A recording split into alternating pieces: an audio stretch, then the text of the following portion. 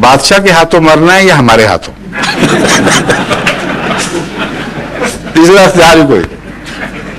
اس نے کہا پھر مزدودوں میں بادشاہ کے ہاتھوں مرتا ہوں, مجھے کیا ضرورت ہے تمہارے جیسے کمینے لوگوں کے ہاتھوں مروں. معصوم آدمی کو پکڑ کے موت میں دھکیل رہے, چھٹی کرو میں جا کے لا دیتا ہوں.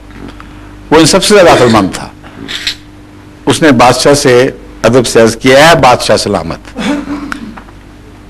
مبارک ہو, صد مبارک ہو, آپ کا گھوڑا بالکل ٹھیک ہے.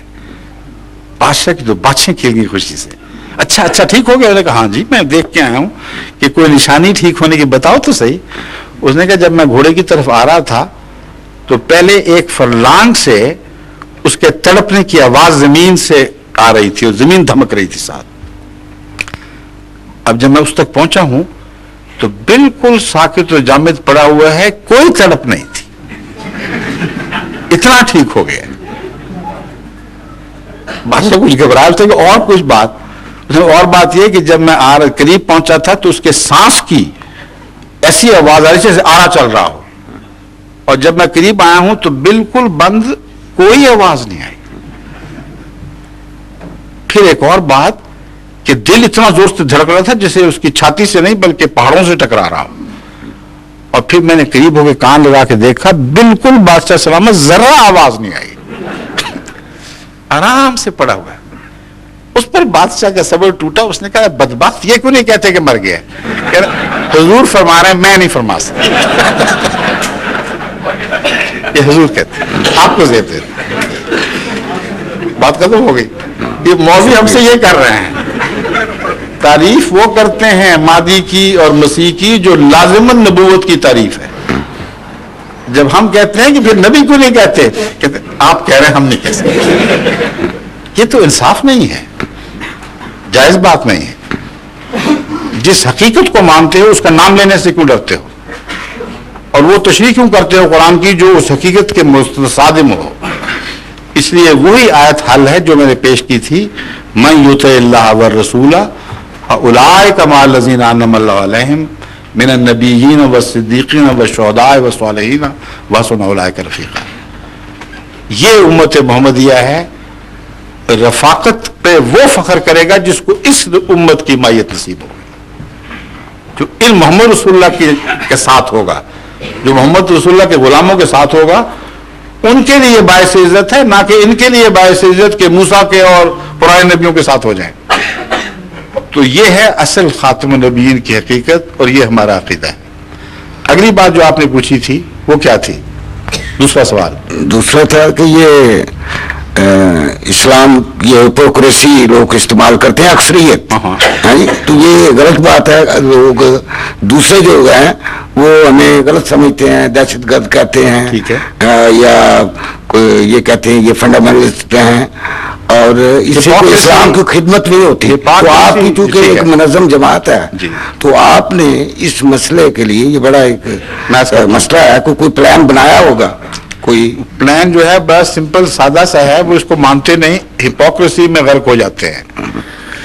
بات یہ ہے میرے نزدیک اسلامی تعلیم واقعتاً عالمی ہے, اور اسلامی تعلیم پر عمل کرنے سے مسلمان اور کسی ملک کی حکومت میں تصادم نہیں ہو سکتا.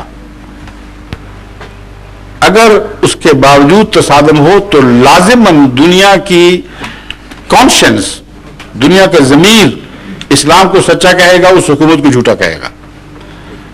مثلا نماز ہے, روزہ ہے, سچائی ہے, غریب کی ہمدردی ہے, حج کرنا, یہ عبادت کے دوسرے طریقے, روزے رکھنا وغیرہ, زکوٰۃ دینا. کیا دنیا کی کوئی حکومت ہے جو روکے کہ تم نے یہ کام نہیں کرنا؟ ہے کوئی؟ نہیں. پاکستان کی ہے, احمدیوں کو نہیں کرنے دیتے, جبکہ خدا نے اجازت نہیں دی کسی کو. میں ضمن بات بتا رہا ہوں.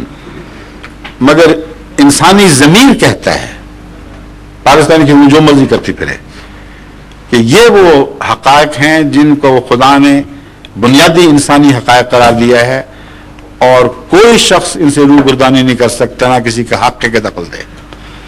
تو اگر یہ مولوی جب انگلستان تشریف لاتے ہیں جو کہتے ہیں تلوار اٹھاؤ اور ان سے لڑ پڑو, یا ہندوستان جاتے ہیں تو کبھی انہوں نے یہاں آ کر تلواریں اٹھائی ہیں یا ہندوستان جا کر تلواریں اٹھائی ہیں کہ نہیں اٹھائیں؟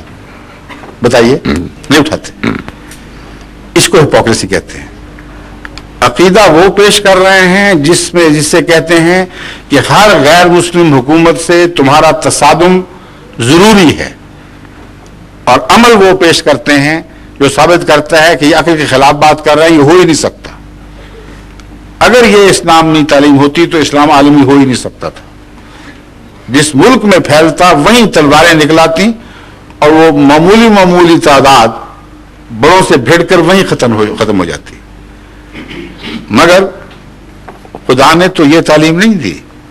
اللہ تعالیٰ نے تو یہ تعلیم دی ہے جو تمہارا اولی الامر ہے اس کی بھی بات مانو. اس وقت نہ مانو جب کہ دین میں وہ تم سے اختلاف کرے.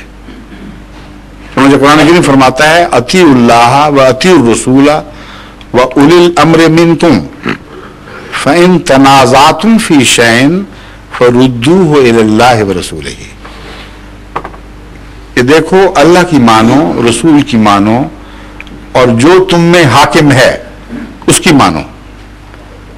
اور اگر اختلاف ہو تو پھر دین کے معاملے میں اللہ اور رسول سے فتویٰ لو، حاکموں کی بات نہ ماننا. پھر کیسی عالمگیر تعلیم ہے، اور اس کے ہوتے ہوئے کسی جبر کی ضرورت ہی کوئی نہیں. عملاً یہ یہی کرتے ہیں، دنیا میں جہاں رہتے ہیں وہاں ان کے قوانین سے بھی فائدہ اٹھاتے ہیں، جھوٹ بول کے بھی اٹھا لیتے ہیں، داؤ پیچ کر کے بھی وہ جھوٹے آدمی اسمگل کرنے کی خاطر بھی اس میں کھا کے فائدے اٹھا لیتے ہیں. وہ اسلام اجازت دیتا ہے، غیر کی روٹی مانگ کے کھانے کی اجازت دیتا ہے، مگر ساتھ یہ بھی ہے کہ جیب میں چھرا ضرور رکھنا، داؤ لگ جائے تو بے شک بھونکے نا. وہ اسلام اجازت دیتا ہے کہ غیر مسلم کو قتل کر دو. ان کا عقیدہ منافقانہ ہو گیا ہے، میں یہ سمجھانا چاہتا ہوں. اس لیے منافقت کا حل اس وقت تک نہیں ہو سکتا جب کہ عقیدے کی منافقت دور نہ کی جائے اور دوگلا پن عقائد سے نہ دور کیا جائے. اس پہلو سے جماعت احمدیہ عالمی جدوجہد کر رہی ہے. ہم رسائل، اخبار، کتابیں شائع کر رہے ہیں، بیانات میں یہ بات کہہ رہے ہیں کہ اسلام تو ایسا مذہب ہے جس میں کوئی دوگلا پن نہیں ہے. اسلام انسانی شرافت کی حفاظت کرتا ہے، اسلام ملکی قوانین کی قدر کرتا ہے، مسلمانوں کو تعلیم دیتا ہے کہ قوانین کے دائرے میں رہتے ہوئے بہترین نمونے دکھاؤ. ہاں اگر تمہارے مذہب میں کوئی دخل دے تو خدا کو مانو اور بندوں کی بات چھوڑ دو. یہ تعلیم جماعت احمدیہ ہر جگہ پھیلا رہی ہے. میں نے ایک کتاب لکھی تھی مذہب کے نام پر خون، اس کو آپ پڑھ کے دیکھ لیں. اس میں بھی دلائل کے ساتھ اس بات کو ثابت کیا ہے. تو ہم تو جبر کے قائل ہی نہیں ہیں، ہم زبردستی اصلاح کیسے کر سکتے ہیں؟ ہاں دلائل کے ذریعے، قرآن حدیث کے حوالوں سے، شرافت کے نام پر اپیلیں کر کے ہم رائے عامہ کو تبدیل کرنے کی ضرور کوشش کر رہے ہیں. شکریہ.